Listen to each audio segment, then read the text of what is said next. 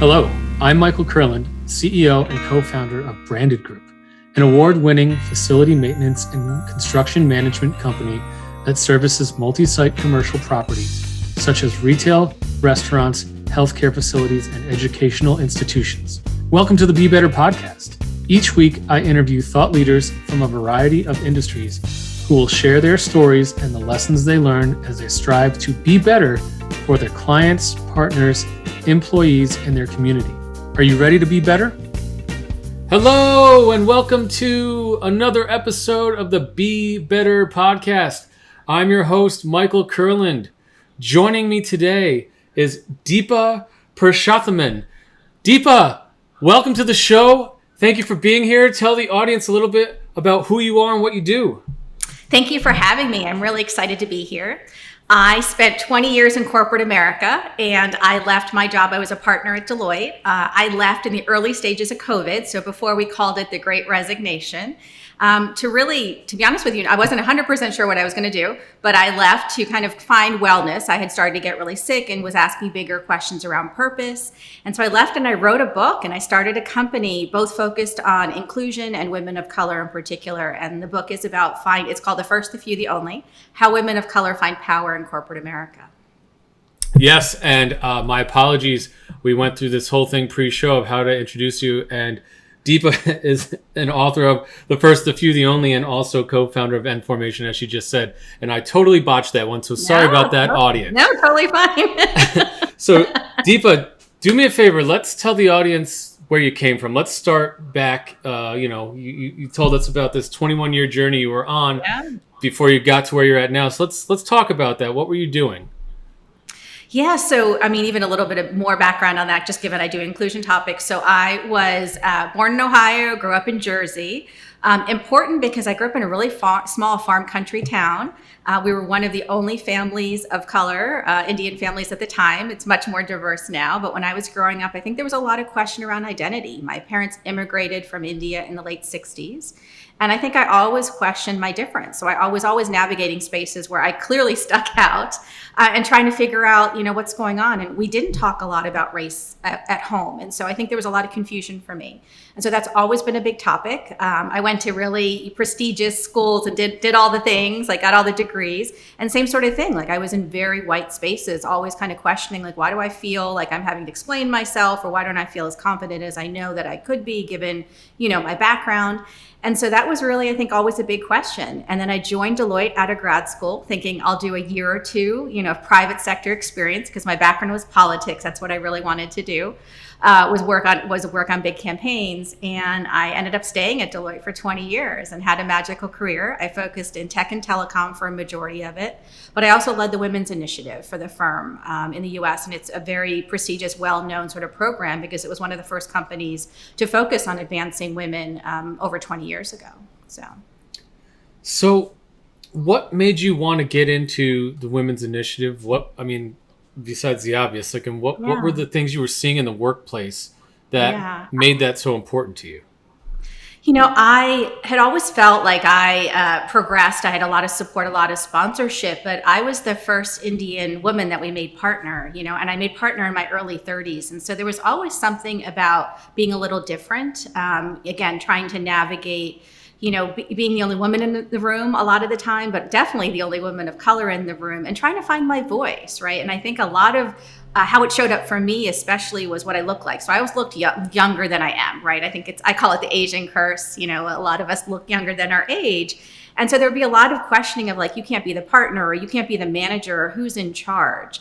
And that happens so often, multiple times a day, that I think I really had to figure out, like, what's going on? Is that something I need to take on? Is that something I need to worry about? Is that something that's going to really wane my confidence? And so it kind of started with my own questioning, but just trying to help other women thrive and survive in a career that's very dominated by men, because there's so much travel. So a lot of women opt out of careers like that. And it's a pretty intense job. Like I did 3 cities a week for a good chunk of my career. So, you live out of a suitcase. It's a very different lifestyle. And so really just trying to support more women in advancing. That's what I was focused on.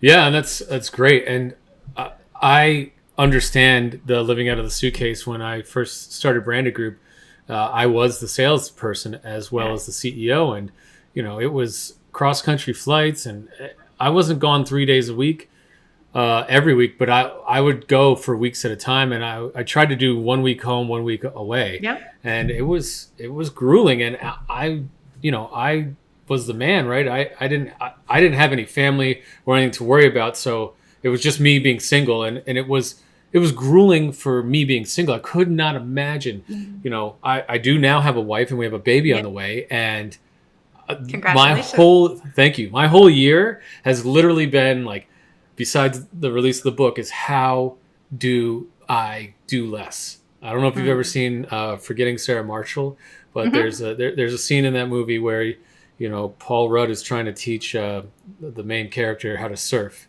And he just keeps telling him, do less, Right. pop up, I do remember less. that. Yeah. So that's what I've been telling myself in my head, do less. But to your point, like trying to balance that and be these new things that you're talking about, also dealing with being younger and a woman of color, and trying to get all the other women to have, I guess, someone to look up to or something to look up to, right? How to get there. I think that's great. I think that's great what you did. Yeah, I think it's about role models, right? Like a lot of us don't have role models that look like us, to put it really simply. And so it's hard to know that you belong. And it starts young, right? Like I never saw myself on television. I never saw myself in a movie. I never saw myself, in any of those roles. There were never executives that looked like me. So you just you don't realize how much that affects your psyche. And so really trying to reprogram and change those messages so that more of us feel like we belong. Because I think obviously once we get to the seat, we do well, but I think most of us opt out because we don't even know that that's an option for us. And so that was a lot of what my work was focused on. Yeah, you just made me think of something. So I don't know if you've ever heard of imposter syndrome. Yes. Yeah. So when I released the book, I felt really like I'm not an author. I don't belong here. Same, by the way. I had the same things. Yes. Okay, cool. So we can relate on that. And so when you don't have role models or someone to look up to or feel like you can emulate that, I think that's a thing that you mentioned psyche, right? I think that's a thing that gets into most of our heads. Yeah. Like, hey, I don't belong here. And then what is the first thing you do, right? Most people is retreat. So I'm glad you didn't retreat. I'm glad that I didn't retreat. And I'm happy that you're here on the show. So that's great. That's great so far. I appreciate everything that we've been talking about. So talk about your grueling schedule. You were doing 3 cities a week. I was. And you were helping, raise awareness, and also being partner of Deloitte, which is no small feat. And tell me where it started to turn, and then and your health and all that stuff. Yeah, I got engaged and moved from the East Coast to the West Coast. So I moved to San Francisco, and I ended up leading a really large tech account. So one, I had to kind of relearn this whole new industry because my background had been telecom. All of a sudden, here I am planning a wedding, like getting married, in some ways starting over, even though I was with the firm. Like it was a completely different group of people I was working with because I had crossed, the country. And I just found myself on the biggest project that I'd ever sold, doing probably 100-hour weeks, really struggling, like leaving my house at 5 a.m. because of traffic, and then getting home at like maybe 1 a.m. And again, I just gotten married. So this really big project came up 2 weeks after I got married. And sounds it was like a recipe for a happy disaster, right? Yeah. The marriage survived. I'm still married. We're happily married. But yeah, I mean, he actually says, I don't know that, we could have survived that if he actually was a partner at Deloitte as well. So he understood the lifestyle. But very long story short, that project was so intense that I think it triggered a lot of things that were probably latent for me. Like I had already been overworking. I'd already been exhausted. I think the pressure of so much change had really kind of taken root. And I started to get sick. And for probably a year and a half, it was like this mounting list of symptoms. It started as small things like headaches and hives. And then I was getting sick all the time. Very long story short, it ended up in like a lot of like pins and needles and almost like numbness in my limbs. And so I'm on this journey with lots of doctors trying to figure out what's going on. And I get to my 14th doctor. The 15th doctor is the one that figured out what it was. But my 14th doctor, and I remember this story. I'm sitting in the office and she's looking at me, and she's a doctor in San Diego, because again, I travel all the time, that I had to see a doctor when I traveled. And she says to me, we can keep running tests, because this was my 4th or 5th time seeing her. Keep running tests. I agree with you, something is wrong, but I think like it's your job. And she said, I think your job is killing you. She literally said that, and I talk about it in the book. And then she said, what would you do if you didn't do a big job like this? Do you feel like you have to have a big job like this to feel important or feel worthy? And don't you see you're just worthy being you? And I tell you, Michael, like I had to like will myself not to cry, because it was just like she had seen through me. I kind of lived to work, to be honest with you. Like so much of my success and how I saw worth was in outside accolades and outside validation and progressions and promotions. And I had all those things, going so well for me, that I hadn't stopped to figure out like what makes me happy and who am I and what does even success look like for me. So I left that meeting or that appointment, went back to my hotel room and cried for like 6 hours and decided I had to like figure out like what was going on. And so that was kind of the start for me. Yeah, it's obviously that's what happened. But I was, as you were telling me this, I'm literally thinking, were you pushing so hard because you just felt like you couldn't fail because you had so much expectation from not just yourself but other people? Because everything you've described up until this point sounds just like that. So that's exactly why the title is The First, the Few, the Only. I think that part of what we don't understand, and I don't talk about it this way in the book, but I have the words now. I think we don't really talk enough about the shadow side of trailblazing. Like we look at these people who've like made these things that we all kind of emulate, but we don't realize like what have they sacrificed, and has it been like happy, and what have they had to swallow? And so much, a lot of what I focus on is when you say imposter syndrome, like I think a lot of women of color are taught like you're just going to have imposter syndrome, get on with it, right? Or fake it till you make it. And part of what we don't talk about is how the structure and the messages really create some of that, right? Like if you get messages all the time that you don't belong, or you get messages that you have to overwork yourself to prove yourself, or you can't fail. Most of us are in situations where we are overworking, we're overproducing, we're like really just trying to make it. And I think it really takes a toll on us. And that's actually and then I'll pause there. Like one of the biggest findings from the book is 2 out of 3 women I interviewed were sick with physical manifestations of illness from really overworking and all that pressure. I'm not a woman. I'm not a woman of color, but I can totally empathize. So I'm sure it's even harder for that aspect. But for me, like when I started the company and like you said, the dark side of trailblazing, it became a badge of honor for me to like pull an 80-hour week or 100-hour week and be on 3 flights that week, because that was what entrepreneurs do. Yeah, that's what I thought I needed to do, right? And it was working because I was seeing my bottom line go up, right? So, and we were hiring more people, and the company was growing.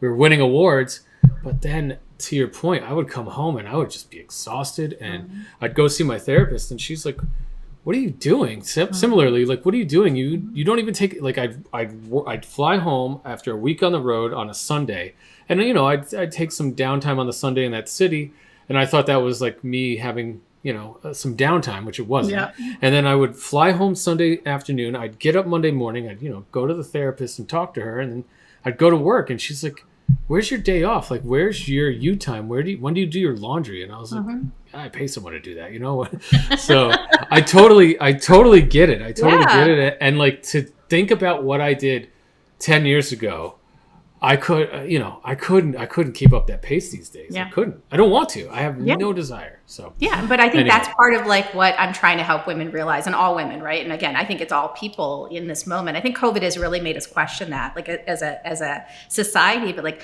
why are we living to work? And like, what's the value? And like, how much space does work take up in our lives, right? I think that's that's kind of come undone for a lot of people in the last few years, because we got to see the messiness of people's lives on Zoom as kids walk by and pets walk by, and like the mailman rings the doorbell. Like we've spent so much energy compartmentalizing our lives, right? And trying to be these perfect workers. And I think what we're realizing is it's not working for anybody. Yes, women of color, but men too. Like, it's not working for anybody. It's definitely not working for anyone. And I think the way, COVID, when it first happened, I don't know if you remember that, when we really, really shut down, and like the oceans were cleaning themselves up. Yes. The pollution. The animals, all the stories. Yeah. Yeah. I feel like that's exactly what's happened with the workplace as well. Like, to your point, it's just, we went totally remote, and I will say our culture has suffered to an extent because we just don't get that connection every day with each other in person. but I will say our productivity and our happiness as a company is as high as it's ever been, because we've eliminated all the stressors, right? Obviously, there's always stressors that come with doing your job, but all the ancillary stressors that came with doing a job, whether you're a single mom or single dad, or you're even a dual income family. Don't know why I couldn't think of that. And one parent had to get the kid to daycare, and the other parent had to be at a meeting or hit the train station on time to not get into traffic or whatever the case may be. Now, my biggest issue is, can you not show up to work in your pajamas on screen, or can you at least brush your hair? That's the biggest thing. So people have gone a little bit the other way. Anyway, I'm way digressing. So, but I think I don't want us to lose the learnings. I think that's that's the important thing. And I think we're in that moment, to be honest with you. I'm starting to see some of us revert. People are getting on calls with COVID, they're sick and they're still getting, we're back to getting on calls, or I'm on vacation, but I know you need this. We had stopped that for the last couple of years. And so how do we remember what we've learned, the good parts of what we learned? I'm not saying all of COVID was it was good, right? It was rosy, but how do we remember the good parts and change how we work? And I hope we do remember, and we do take those changes in.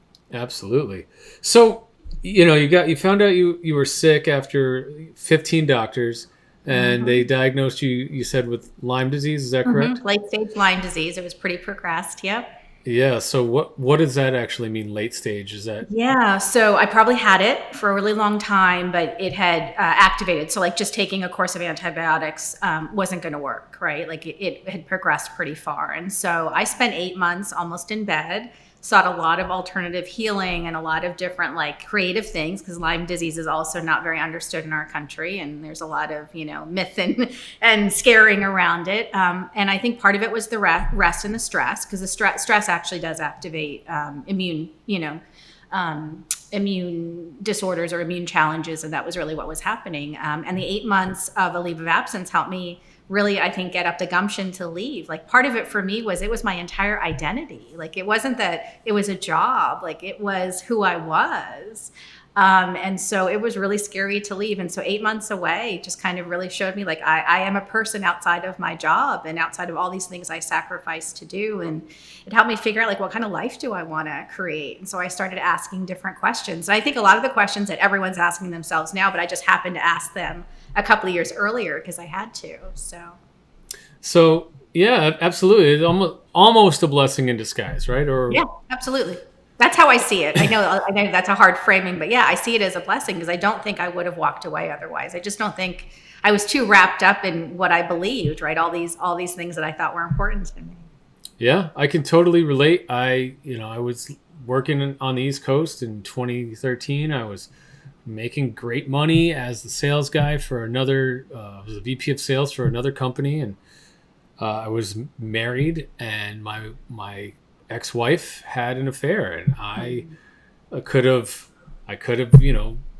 crumpled like a lawn chair, and instead I always say that wrong. It's folded like a lawn chair, but folded. I could have folded like a lawn chair. I can picture the crumpling. yeah. So I could have folded like a lawn chair, but instead I made it my driver, and I was like, I'm not going to be a victim. So the point of what I'm saying is, it was a blessing in disguise, and I don't know how many people would say a spouse having an affair being a blessing in disguise, but that's how I look at it. So I can totally relate. So let's talk about what that led you to do. You're gathering of 300 women. Let's get into that.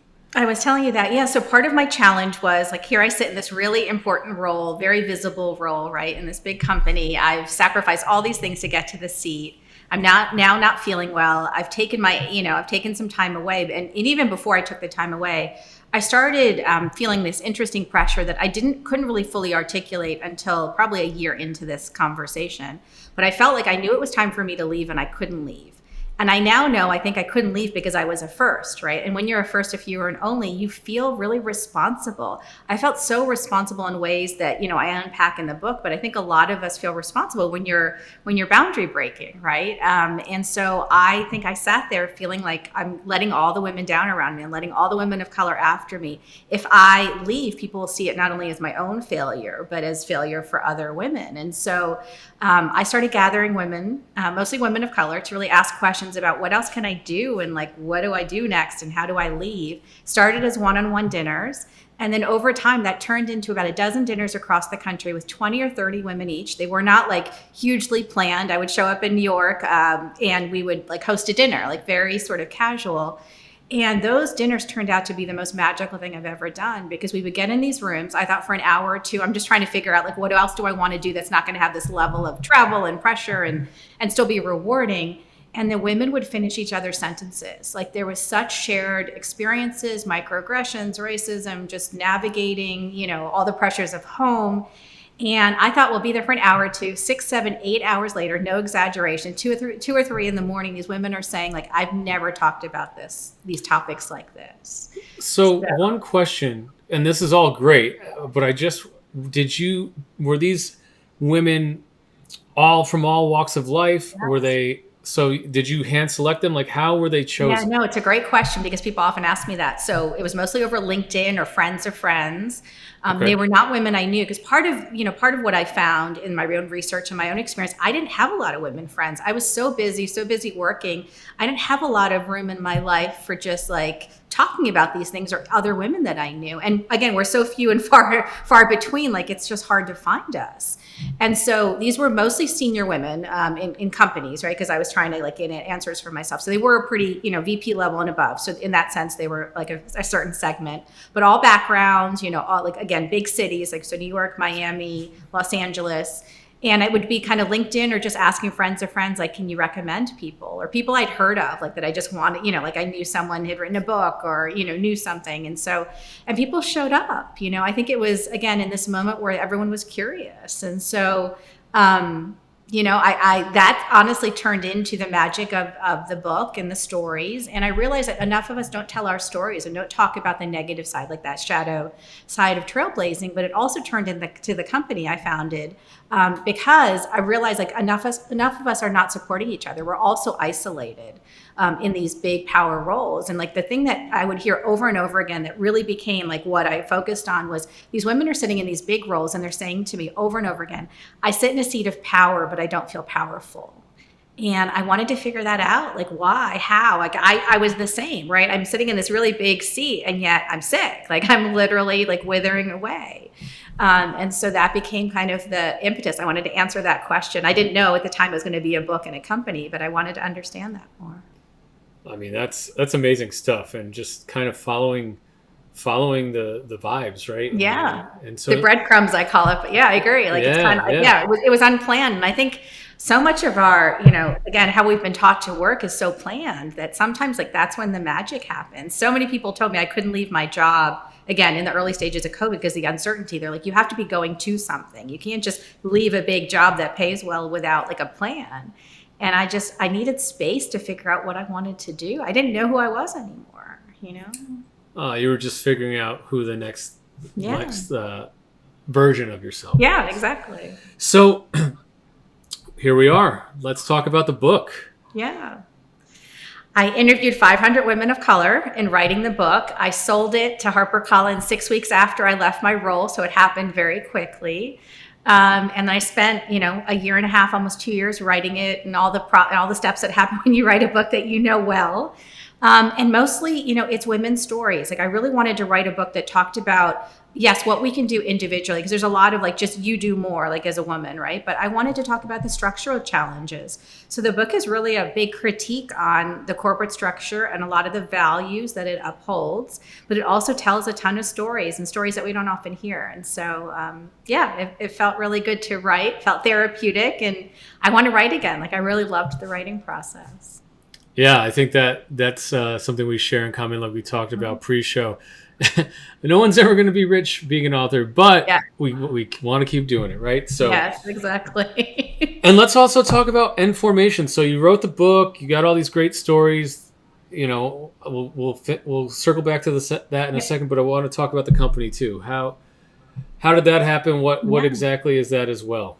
Yeah, it totally came out of those dinners. So I did the dinners with my then coach. Her name is Ra, and she's now my business partner or my co-founder.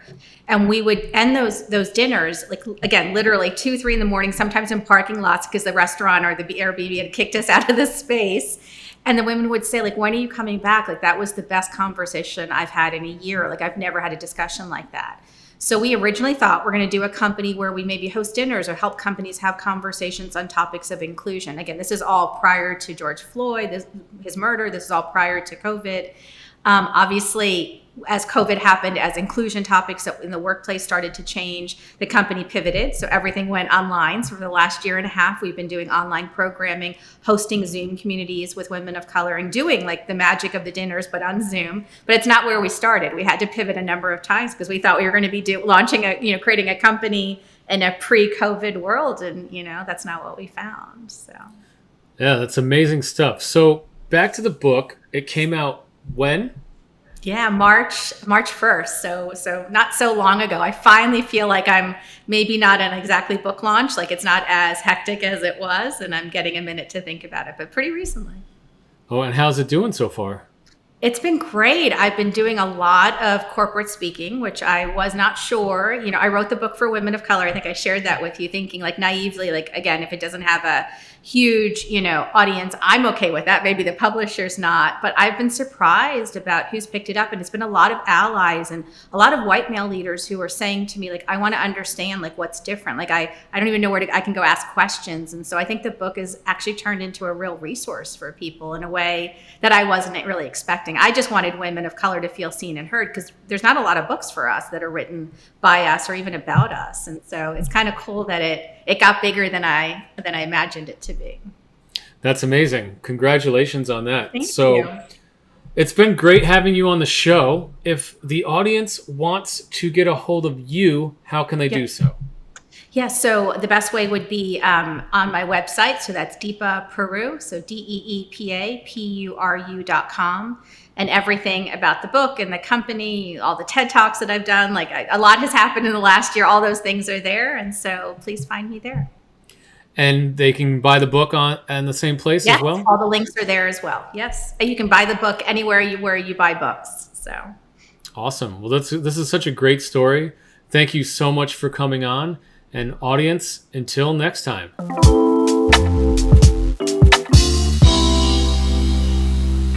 Thank you for tuning in. I hope that today's episode inspired you to become a purpose-driven leader in your career or your community. There is no doubt that when we lead with purpose, we can change lives. If you enjoyed today's show, I'd be grateful if you would take a moment to rate us on your preferred listening platform. To learn more about Branded Group's Be Better experience and how we provide industry-leading, on-demand facility maintenance, construction management, and special project implementation, visit us at www.branded-group.com. Be sure to follow us on social media, and you can also reach out to me directly on LinkedIn. Until next time, be better.